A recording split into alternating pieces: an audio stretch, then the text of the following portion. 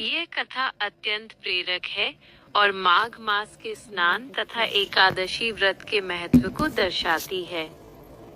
इस प्रसंग में महर्षि भृगु और एक विद्याधर के माध्यम से यह बताया गया है कि अनजाने में किए गए छोटे से पाप का फल भी कितना कष्टकारी हो सकता है और श्रद्धा पूर्वक किया गया तप उसे कैसे मिटा सकता है। यहाँ इस कथा के मुख्य बिंदु और उनसे मिलने वाली शिक्षाएं दी गई हैं। 1.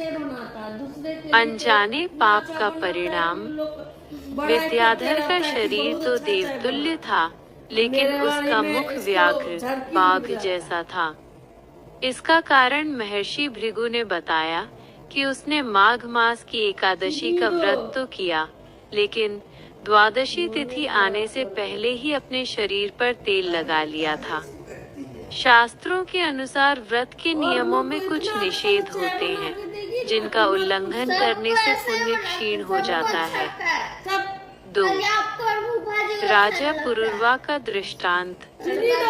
भृगु ऋषि ने विद्याधर को सांत्वना देने के लिए राजा पुरुरवा की कथा सुनाई। राजा पुरुरवा ने भी इसी प्रकार की भूल की थी और उनका रूप विकृत हो गया था।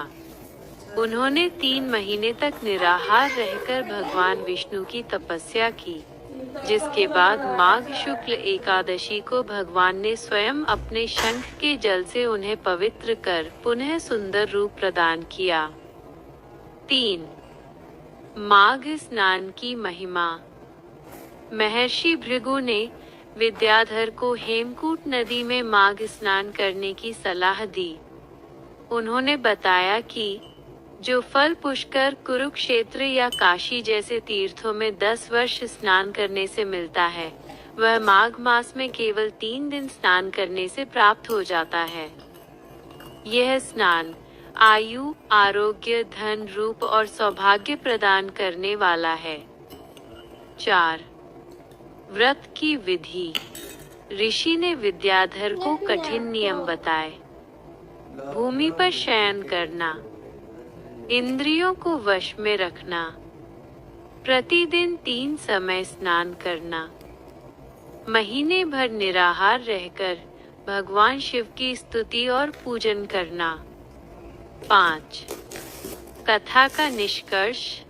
विद्याधर ने ऋषि की आज्ञा मानकर श्रद्धा पूर्वक माघ स्नान किया और उसका मुख कामदेव के समान सुंदर हो गया। वो अपनी पत्नी के साथ सुखी हुआ और अंततः मोक्ष की ओर अग्रसर